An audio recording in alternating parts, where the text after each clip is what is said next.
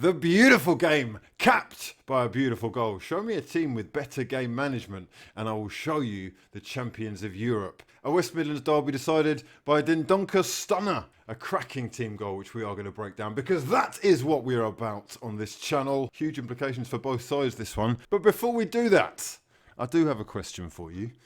Are these the most valuable thighs in world football? This is for the ones who care. Imagine being a defender. You've been fighting it out with one of Europe's most lethal strikers for the past hour. You can barely breathe, but play stops and you try to catch a couple. You're spitting and it's not all coming out. It's kind of slammed in on your face.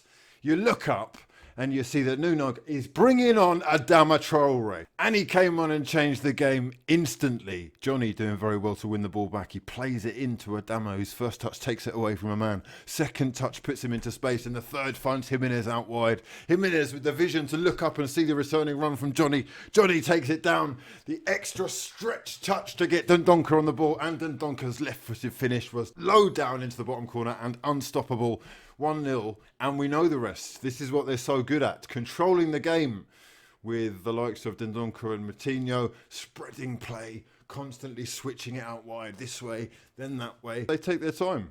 No one's doing anything silly. Everyone take care of the ball, look after it, find space. They work extremely hard, and you've got to love where this club are going. 52 points sees them leapfrogging Manchester United, even though they do have a game in hand, but they are 3 points ahead of United into 5th, and now hot on the tails of Chelsea, just 2 points behind Chelsea, looking for that automatic qualification spot for the Champions League. This is an exciting moment to be a Wolverhampton Wanderers fan. On the flip side, it's an extremely worrying time to be an Aston Villa fan. It looks bad, doesn't it? It does look very bad. You just don't have goals in you, and you don't create enough chances. One shot on target at home isn't going to be enough. It's fair enough to say Wolves only had 2 themselves, but they're away from home, and they know that if they get that goal, they can wrap it up. Disappointing because Grealish is trying his best.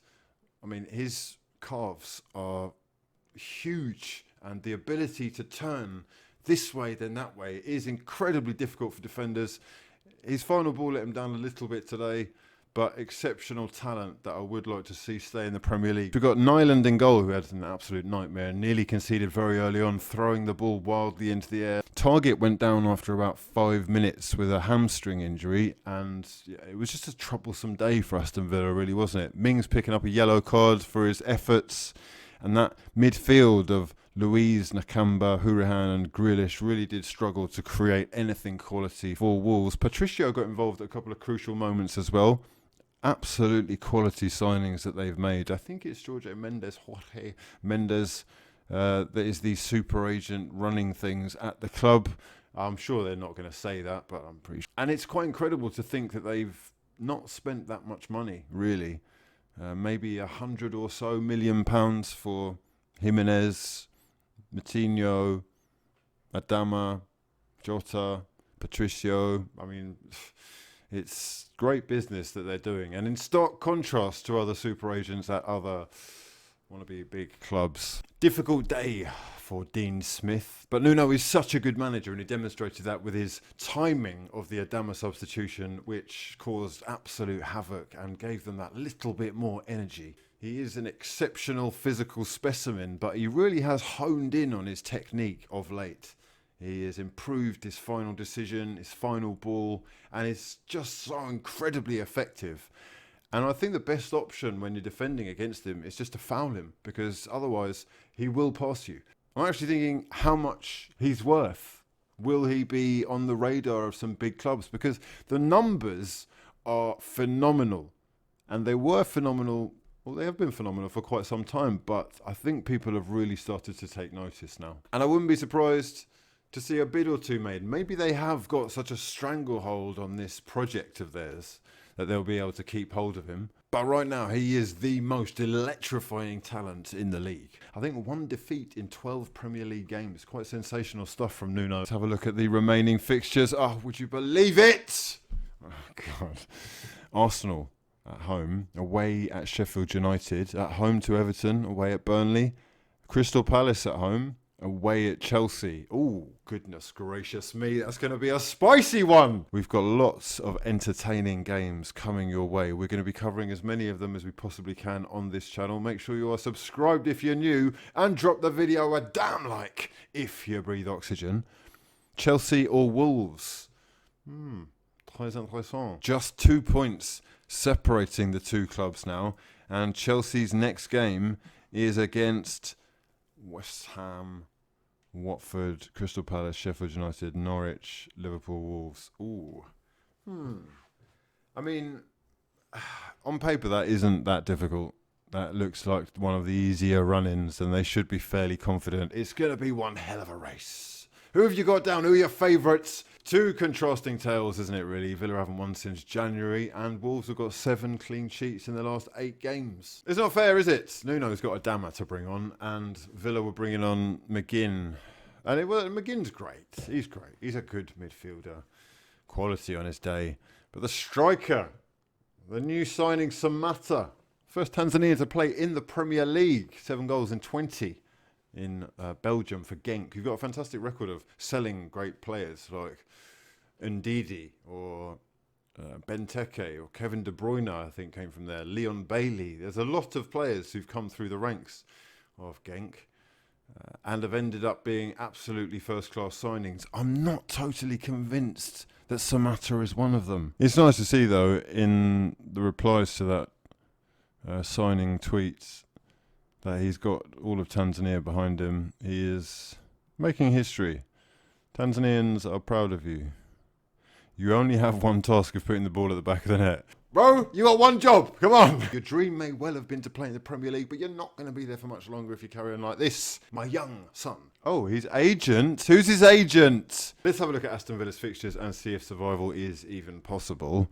Liverpool, away from home at Liverpool. At home to Manchester United.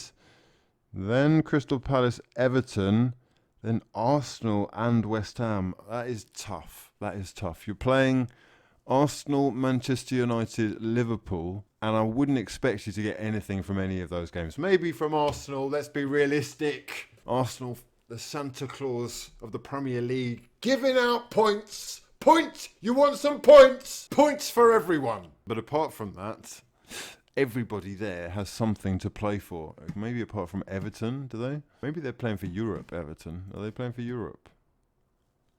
Nah, you're gassing. You're not getting in Europe, mate. Arsenal are 9 points behind Wolverhampton Wanderers. 9 points behind Wolves. Seneho SA! Where my fucking hell. Shocking. Absolutely shocking. No confidence I have in my own club. I much prefer watching other teams, and today was no different whatsoever. A beautiful example of game management, time management, and risks. Adama Traore, the game changer, but Dendoncker's goal, the difference as Wolves cling on to 5th place and that dream of Champions League qualification. Let me know who your man of the match was and whether you think Wolves will get that Champions League spot. Maybe they could win the Europa League. You might even, as a Manchester United fan, start to think about winning the Europa League just to get in the Champions League, because this lot are not messing around. If you're enjoying the videos, make sure you smash the hell out of the like button and subscribe if you're new. But for now, I've been HUGHWIZZY and this has been. If you want to get a hold of me, all my social media links are in the description box below. We've got the YouTube, we've got the Twitch, we've got the Instagram, we've got the, what else we got? Periscope. We're everywhere, baby. Get involved, and I'll chat to you later. Peace.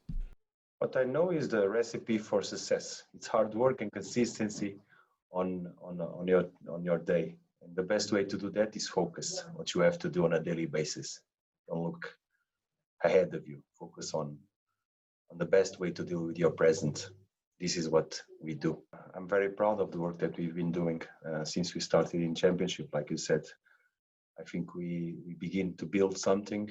I think we did the right things, and we are still on a building process of what we expect to be a very good team of football that has achieved already important and remarkable things in the history of the club, but still has a long way to go.